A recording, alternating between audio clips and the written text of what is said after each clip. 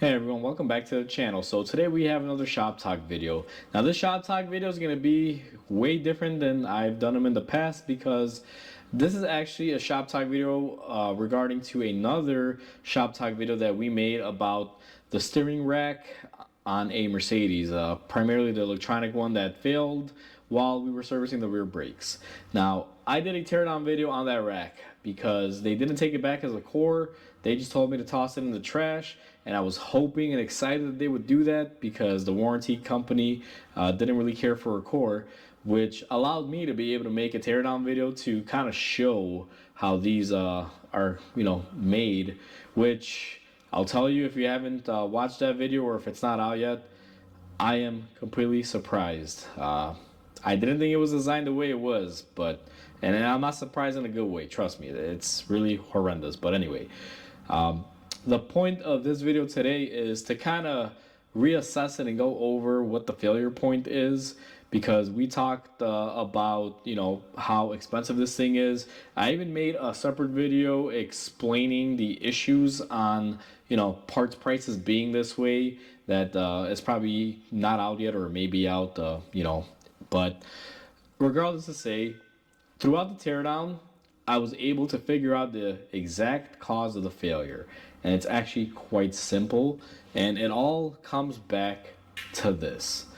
Now, this is a little plate. One side has some start capacitors that basically help the motor, electronically start up really quickly. But on the back side here, this is where I believe this torque load sensor is. And I actually found two failure points or two failure patterns on this when I was disassembling it. So I could be wrong about this. I might be, going out on a limb here to make myself fall, because I'm not an electronics expert here when it comes down to specific components. But if you look at this, this is the portion. We have this little like sensor item here. And on the other side, where this would normally go into, we have this whole assembly that has this ferrous little cap on there. You can see it's a different color. That normally, and don't mind that ball bearing being there. Actually, let me get that ball bearing out of there. So basically, this goes in there. You can see it's kind of a deep recessed hole. And I'm assuming as you're putting input on the steering shaft from the steering wheel, this is measuring your torque load, and it's measuring how much output is being put from the motor versus how much you're requesting. Now, I'm not exactly sure how all that works. Again, that's just what I think the failure point is, because this vehicle had a sensor for a failed or invalid torque input reading. So I'm assuming this is that exact sensor portion right there. Now, on top of that, there was also another thing that I saw, and I have to kind of zoom into the camera here. You'll notice that on these connectors here, they're pretty chewed up. Now, the way Mercedes makes this, you have this portion, which has the electronic board that'll go on top of here. We had to pry it down if you want to see how it came apart. Well, watch the teardown. But basically, this is together, and then we also have this that goes on top of it. And we have this cap, and let's just assume this was all assembled. It looks something like this. If you guys have seen any of the videos where I showed the rack, you remember something like this. Now, something like this, fully assembled, again, we had to break it, was sitting on top. And funny thing, guys, let me mention, this is the cheap belt that they used to drive it. A belt. I thought it was a gear, but anyway, let's move some things around here. So this is the motor assembly, and this would sit on this portion there. You see the contacts? They line up with these contacts, so this kind of goes together like this. And here's the funny thing. I guess you can call this a third failure pattern, but it was just kind of ironic. The motor part of this is made in China, if you can read that sticker. So this motor is made in another factory somewhere. The other end of this motor would have this portion of it. This is the insert. We tore it into two pieces, and it has the little drive gear that looks like it's very sharp and very finely machined for that belt to get the rack moving for you. So these are two different parts, and then the electronics portion are made by Bosch, and they're made in Germany. So basically this houses one side and the other side, and then if you kind of put them together here to give everyone just like a brief visual. They kind of go together like this. Now I'm not going to put this in because it's a magnetic, and this will basically, cramp my fingers up or crimp them. So all in all, what have we learned here? Well, this is what I've learned. You can easily remove this motor off of the rack and separate it. Now, I'm not exactly sure if there is an alignment procedure because, like I said, inside of this housing where everything basically resides, the motor was right here all in all. And actually, I'm sorry, it was on this side. And the belt was just kind of sitting in here. And then you had your other input there. And basically, it just spins all in there. The motor was on this side. So it looks like you can unbolt it, and I unbolted it fairly easy without doing a lot of damage to this. If you watch the teardown, you'll see it was about 5 bolts. I was able to get this off, and then once I got it off, it looks like you can slide another motor in there.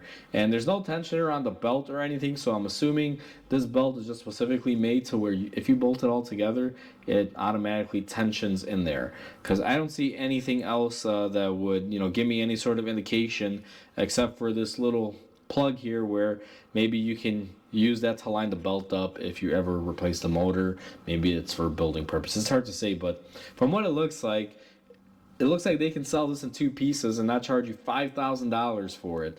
They could probably sell you that motor assembly separately, maybe like $1,000 or something, and you don't have to pony up $3K or $5K for a new one or a remanufactured one. So I feel that they basically just made it this way and designed it this way to screw people over. It's a bad design. Like overall it's sturdy, don't get me wrong. Like the whole metal portion, I mean, this thing is a nice chunk of metal. This is what moves your wheels. Like, oh, this is appropriate. The gear cutting, the way everything is designed, I mean, I like it. It's a nice beefy part. The only problem is that motor assembly, and not even that the motor goes bad itself, it's just that this portion with this portion, which is the brains, this is like the computer of the operation, and then this is the sensing part. And I'm sure there's probably a sensor that looks like a sensor right there. So this might have a sensor in there. This is what basically goes bad on these. And the funny thing is, and as if it's not serviceable enough, let's say, you don't even have to pull the motor off and even mess with the belt, because if everyone sees here, this has an O-ring. This is like a cap. You can basically just remove it. Let me line this back up here correctly. This slides in like this. You can easily, if they made this a little bit of a different design, you can probably unbolt this, pull this side off, and they can just probably sell you the electronics portion with the processor end of it and leave the motor fully intact. Now, the motor, like I said, this motor looks viably good. I mean, look in there. Everything is good. There's nothing really bad with it. It got damaged in the disassembly process because clearly I'm disassembling it not to put it back together. It's just going in the trash. But it looks like it's viably good, and everything just comes back to, this cockamamie little design that they have going on here. This is the issue. This is the root cause. These electronics that are in this top head portion, like I said, that, kind of looks like this. So if Mercedes could sell you, let me see if I get this put in right.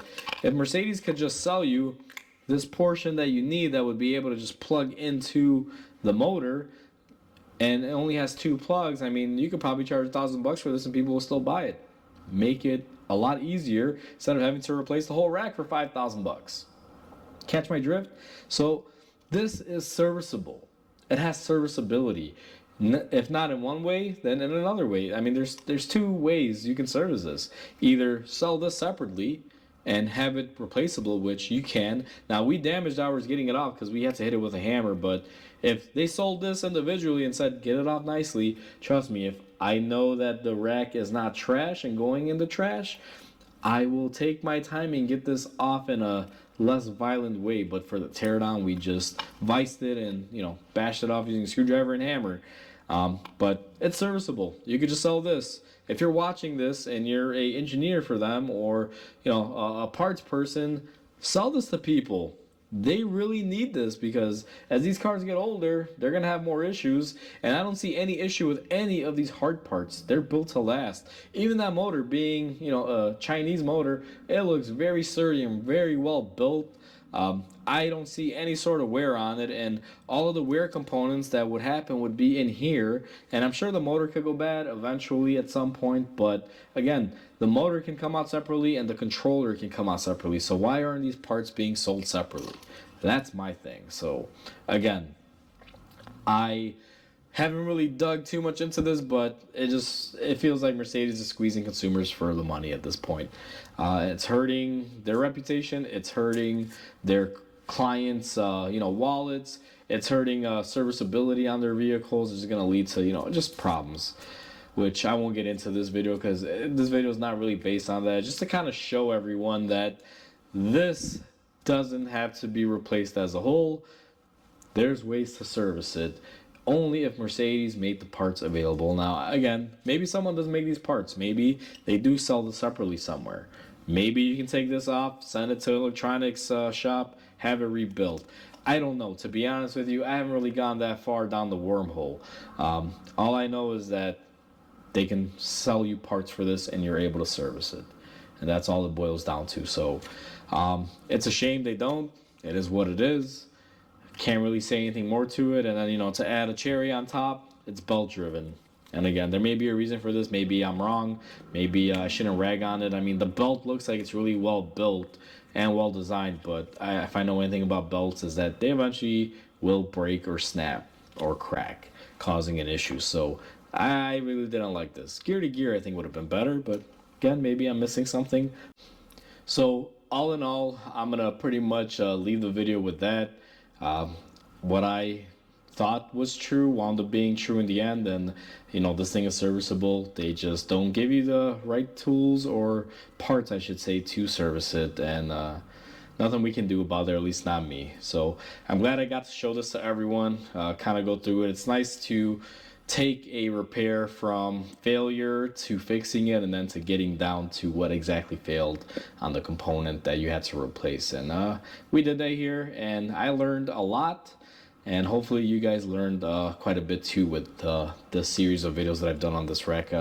This rack I made quite a few videos on, from the story to the teardown to the cost and how the parts industry is failing. So it's nice to finally be able to disassemble it, and it's finally in its final state of trash. And I'm probably going to keep a few things because I know the shaft is nice and heavy. I could probably use that, maybe make some art or something and weld something up for the shop. But either way, guys, hopefully you enjoyed this video. Like always, comment, like, and subscribe because it definitely helps the channel grow. I hope everyone has a wonderful day, and I'll catch you on the next video.